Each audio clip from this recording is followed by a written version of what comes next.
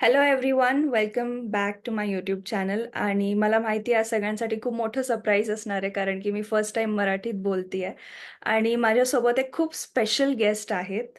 Trainer and coach Nikhil Pawar, who is also a production engineer. आणि आज आपण एक खूप महत्त्वाच्या मुद्द्यावर डिस्कशन करणार आहोत, जे आहे माइंडफुलनेस. आणि ते ह्या फील्डमध्ये बऱ्याच वर्षापासून आहेत. 7 वर्षापासून ते प्रोडक्शन इंजिनियर आहेत आणि त्यांच्या एक्सपिरियन्सवरून आपल्याला काय शिकायला मिळेल हे आज आपण बघणार आहोत. आणि माझ्यासाठी हे फर्स्ट टाइम आहे की मी मराठीत पॉडकास्ट रेकॉर्ड करते. So I would love to know your feedback की हे तुम्हाला कसं वाटतंय. Nikhil, welcome to my YouTube channel. Thank you thank you.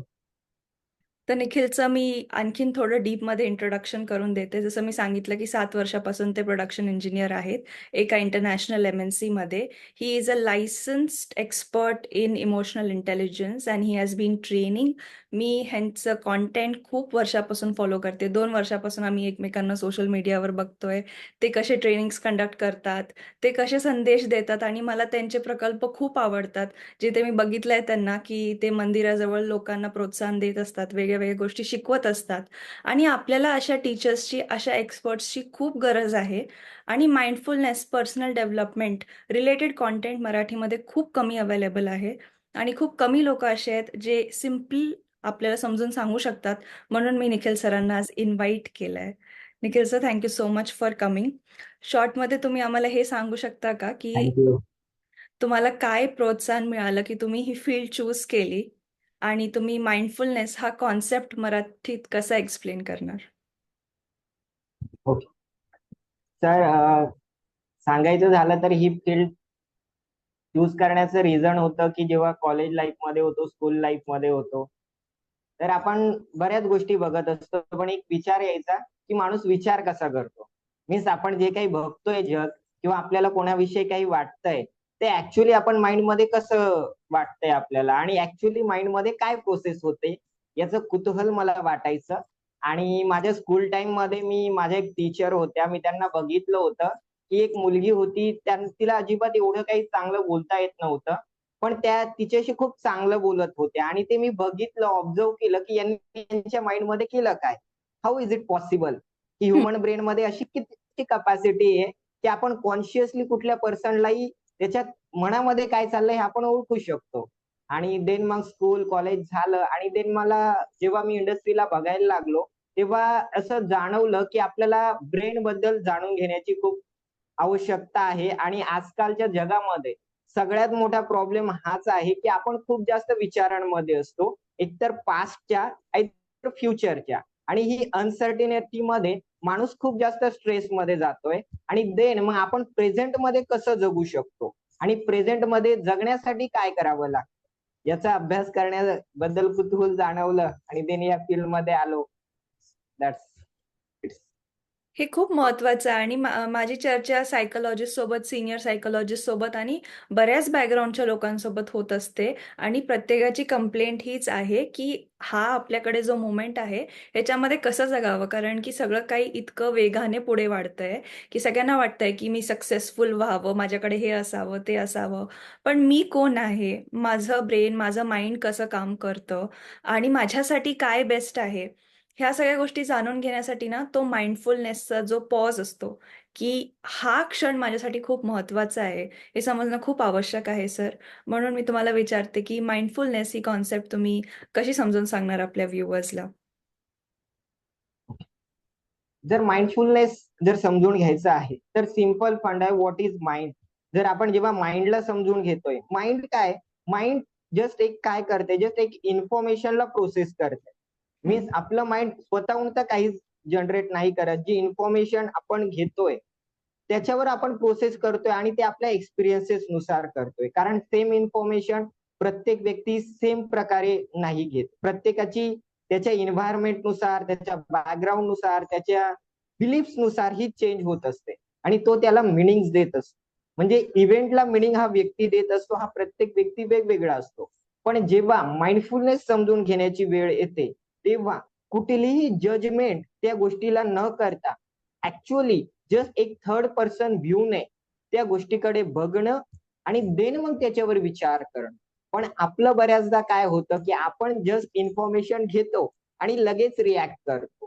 Pause आपण कधी घेतच मीन्स माइंडफुलनेस मध्ये महत्वाचं असतं की कुठल्याही इन्फॉर्मेशन नंतर थोडासा पॉज घेऊन त्याच्यावर थिंकिंग करून देन रिॲक्ट करणं.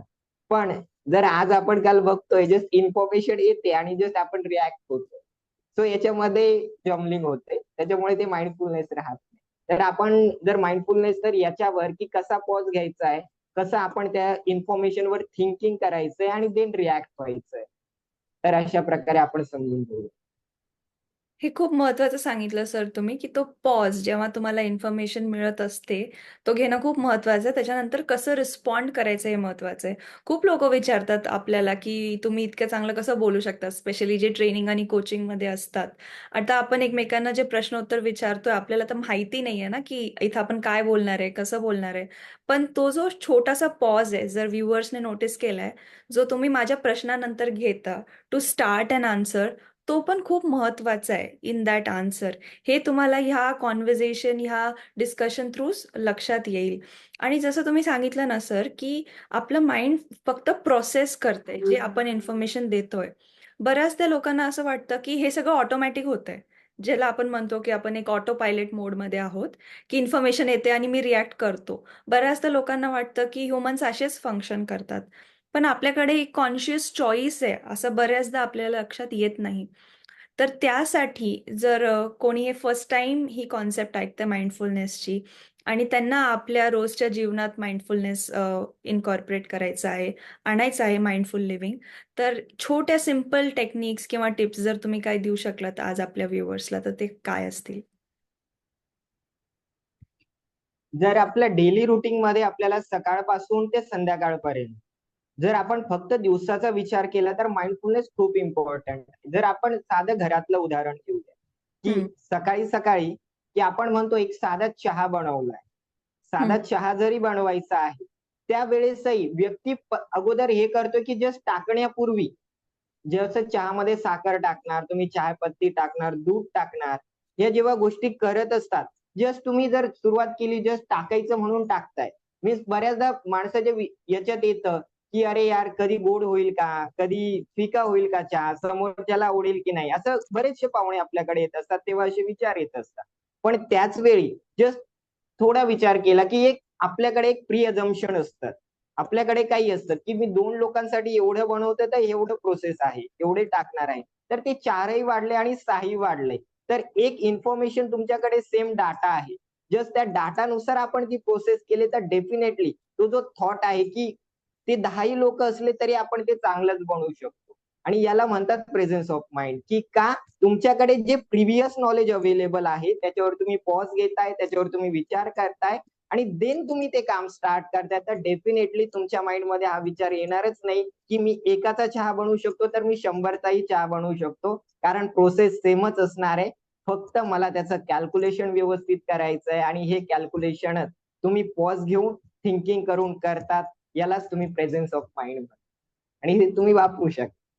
हे खूप सुंदर उदाहरण आहे, कारण की बऱ्याचदा काय होतं, जर आपल्याला एक असं काम दिलंय, जे आपल्याला वाटतं, "अरे, हे किती अवघड आहे." तर आपण कामाबद्दल जास्त विचारच करायला लागतो. आयदर आपण प्रोक्रॅस्टिनेट करतो, म्हणजे काम टाळतो, डिले करतो किंवा मग ते काम असं करतो, की ते काम खराब होऊन जातं. कारण की तुमचे खूप जास्त विचार सुरू झालेत आणि तुमचं लक्ष आता त्या कामातून पूर्ण विचारांकडे गेलंय. आणि जेव्हा तुम्ही हा पॉज घेतात, तेव्हा जसं तुम्ही सांगितलं, की माझ्याकडे काय डेटा अवेलेबल आहे. तर माझ्याकडे काय आहे आणि त्याच्यातून मी काय करू शकतो, ह्याच्याकडं तुमचं लक्ष जातं, तुमची दृष्टी जाते, की माझ्याकडे काय डेटा अवेलेबल आहे. तर जेव्हा आपण रिलेशनशिप्सबद्दल बोलतो सर, जसं तुम्ही एक डे टू डे लाईफ एफिशियन्सीचं एक्झाम्पल दिलंय.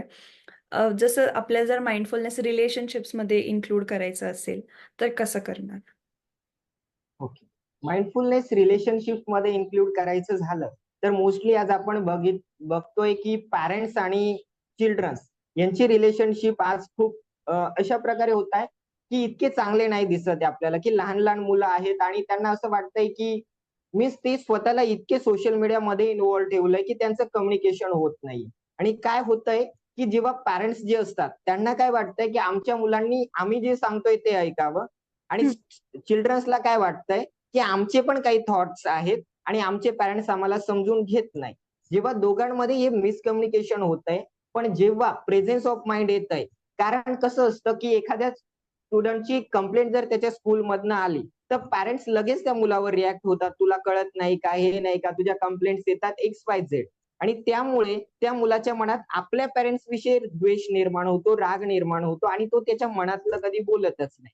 पण त्याऐवजी जर पॅरेंट्सने कधीतरी स्वतःला त्या मुलाच्या जागेवर ठेवून बघावं, की याला काय वाटत असेल किंवा ऍक्च्युअल सिच्युएशन्स काय आहेत, त्या सिच्युएशन्सला समजून घेऊन त्याला त्याच्या पद्धतीने जर समजावलं, तर डेफिनेटली त्याचे रिलेशनशिप खूप चांगले होतील मुलांसोबतचे. आणि हे जर हजबंड आणि वाईफ सोबत जर करायचं म्हटलं, तरी पण काय असतं, हजबंडला वाटतं की माझी एक थॉट प्रोसेस आहे, वाईफला वाटते की माझी एक थॉट प्रोसेस आहे आणि दोघांमध्ये एक मिसकम्युनिकेशन क्रिएट होतंय. मिसकम्युनिकेशन क्रिएट होतंय ऍझम्पशन्समुळे. काहीतरी ऍझम्पशन्स आहेत किंवा 2-3 एक्सपिरियन्सेस काहीतरी जनरलायझेशन आहेत. Same time same incident happen झाले आहेत. तर हे जनरलायझेशन ऍझम्पशन न करता त्या कम्युनिकेशन मध्ये जर क्लॅरिटी आणली, की हा ऍक्च्युअली तुम्हाला काय म्हणायचंय, व्हॉट्स युअर ऍक्च्युअल सिच्युएशन, ती ऍक्च्युअल सिच्युएशन जर समजून घेऊन मग जर रिॲक्ट केलं, तर डेफिनेटली ही मिसअंडरस्टँडिंग होणार नाही आणि याच्यामुळे सगळेच रिलेशनशिप खूप बेटर होईल. खूपच छान सर. जसं तुम्ही सांगितलं, की कधी अझम्पशन्स असतात, की आपण काहीतरी आहे जे आपल्या डोक्यात ठरवून घेतो एखाद्या व्यक्तीबद्दल किंवा आपण जनरलाइज करून घेतो. जर असं झालं तर ह्याचा अर्थ हेच आहे. हे आपल्या डोक्यात एक विचाराची एक पद्धत निर्माण झालेली असते आणि बऱ्याच टाईमपासून निर्माण झालेली असते. म्हणून आपल्याला हे लक्षात येत नाही, की हा व्यक्ती असं का वागतोय किंवा मी असं का वागतेय, राईट? तर जेव्हा जो कुठला जास्त कॉन्शियस आहे म्हणजे जे कॉन्शियस व्यक्ती असतील किंवा ज्यांना थोड्याशा सुधारणा करायच्या आहेत त्यांच्या जीवनामध्ये ते आज हे बघत असणार आपला व्हिडिओ. तर जो कॉन्शियस आहे डेफिनेटली. ना तोच करू शकतो. आणि एकाने सुरुवात केली ना, लोक बऱ्याचदा मला विचारतात कोचिंगमध्ये, नेहमी मीच का समजावं? नेहमी माझ्यामध्येच का इम्प्रूव्हमेंट करायची गरज आहे? तर ही एक पर्सनल चॉईस असते. जो तो इम्प्रूव्हमेंट करतो त्याला ती ग्रोथ एक्सपिरियन्स होते. आणि जेव्हा तुमच्या आजूबाजूचे लोक बघतात की माइंडफुलनेसने पॉज घेऊन पर्सनल डेव्हलपमेंटमध्ये तुमचं आयुष्य खूप सुंदर झालंय, तुम्ही खूप चांगली प्रगती करत आहात, तर मग ते पण विचार करतात, अरे ह्या व्यक्तीमध्ये काहीतरी बदल झालाय. म्हणून आपल्या आपल्या ग्रोथची जबाबदारी सगळ्यांनी घ्यावी असं मला माझ्या एक्सपिरियन्समधून जाणवलंय. तर थोडंसं तुमच्या एक्सपिरियन्सबद्दल सर, की काही टिप्स जर तुम्ही देऊ शकता आपल्या व्ह्युअर्सला बेस्ड ऑन की जेव्हा आपण खूप जास्त पास्टमध्ये जातो तेव्हा काय करायला पाहिजे किंवा आपण खूप जास्त फ्युचरमध्ये जातो काय करायला पाहिजे. ओके. तर त्याच्यासाठी जेव्हा पण जर माझ्या एक्सपिरियन्स नुसार तर मी जेव्हा पण काही गोष्ट करायला जातो, तर त्यावेळेस मी 3 क्वेश्चन स्वतःला विचारतो. What I am feeling, what I am doing आणि व्हॉट आय एम थिंकिंग. मी काय विचार करतोय, मी काय फील करतोय आणि मी ऍक्च्युअली काय करतोय. जेव्हा हे 3 प्रश्न मी स्वतःला विचारतो, तेव्हा कुठलंही काम करताना किंवा कुठल्याही व्यक्तीसोबत असताना, कारण एखाद्या व्यक्तीशी मला बोलायचंय किंवा त्याच्याशी रिलेशनशिप मला चांगले करायचे, त्यावेळेस बोलण्या अगोदर हा प्रश्न जेव्हा मी स्वतःला विचारतोय, व्हॉट आय एम फिलिंग, त्या व्यक्तीबद्दल माझ्या मनात काय फिलिंग आहे, मीन्स काय रिस्पेक्ट आहे. मग तो रिस्पेक्ट जेव्हा माझ्या फेशियल एक्सप्रेशन्सवर येतो, चांगला असेल, तर डेफिनेटली ती पॉझिटिव्हिटी दिसते. त्याच्यानंतर what I am doing and thinking, मी विचार काय करतोय. मग ते विचार जेव्हा मी जे मला जे बोलायचं आहे, तो विचार त्याच्याशी मॅच होतोय का, ही जेव्हा प्रोसेस कॉन्स्टंटली चालत असते आणि तेव्हा त्याच्यामुळे त्या समोरच्या व्यक्तीलाही चांगलं वाटतं, की नाही समोरचा व्यवस्थित बोलतो. आणि तुम्ही बोललात, की प्रत्येक वेळेस मीच का बदलावं? पण एक ह्युमन सायकोलॉजी आहे, जेव्हा आपण स्वतःला बदलतो, तेव्हा एक नेसेसरी चेंज समोरच्या मध्ये पण होत असतो. हा नकळत होतो. खूप नकळत होतो. कारण समोरच्यालाही वाटतं, अरे हा आपल्याशी इतकं चांगलं बिहेव करतोय. मग त्यालाही कुठेतरी वाटतं तोही नकळत चांगलं बिहेव करायलाच लागतो. म्हणजे हे अननेसेसरी. त्याच्यामुळे काय होतं तर, आणि हे बिहेव का करायचंय? कारण मला चांगलं वाटलं पाहिजे. शेवटी काय, मी हॅपी असलो पाहिजे. आणि जर मला हॅपी असायचंय तर सुरुवात मलाच करावी लागेल. आणि जेव्हा मी सुरुवात करतो ना, तर नकळत समोरचं जगही बदलायला स्टार्ट होतं. हे तर मी एक्सपिरियन्स केलं. हे माझ्या कॉर्पोरेटमध्ये एक्सपिरियन्स करतो आणि पर्सनल लाईफमध्ये एक्सपिरियन्स होतो आणि त्याचे रिझल्ट खूप चांगले भेटतात. त्याच्यामुळे हे 3 क्वेश्चन स्वतःला नक्कीच विचारले पाहिजे. What I am thinking, what I am doing and what I am feeling. हे खूपच जास्त पॉवरफुल टूल आहे सर, जे आज तुम्ही सांगितलंय की मी काय फील करतोय. कारण की बऱ्याचदा आपलं आपल्या फिलिंग्सकडे लक्ष नसतं. आपण फिलिंग्स दाबून ठेवतो, कारण काही पण रिझन्स असू शकतात. तुम्हाला खूप काम आहे किंवा कोणाकोणाला वाटतं मी इतकं स्ट्रॉंग आहे, स्पेशली इन मेन, मला फील करायची गरज नाही आहे. मग ते हॅपी असो किंवा सॅड असो, काही का असत नाही ते. मी काय विचार करतोय, आपल्या विचारांकडे लक्ष जातं. आणि बऱ्याचदा आपल्याला जे वाटतं की थॉट एक ऑटोमॅटिकच होणारी गोष्ट आहे, ती पण कुठेतरी कमी व्हायला लागते आणि जास्त तुमच्या कंट्रोलमध्ये यायला लागते की काय विचार करतोय मी. प्रेझेन्स, सेल्फ अवेअरनेस वाढते आणि मी काय करतोय ह्याच्याने लक्ष पूर्ण प्रेझेंट मोमेंटमध्ये येतं.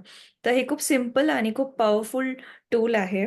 तर ॲज अ लास्ट मेसेज, जर तुम्हाला काही मेसेज द्यायचा असेल at the end of our conversation आपल्या व्ह्युअर्ससाठी, तर तुम्ही त्यांना काय सांगणार?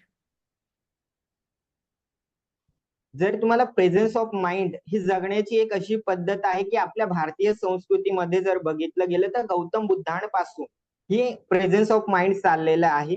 माइंडफुलनेस की त्यांनी जी सुरुवात केली आहे की माणसाला सर्वात इम्पॉर्टंट असतं पीस ऑफ माइंड, आयुष्याला हॅपी जगण्यासाठी.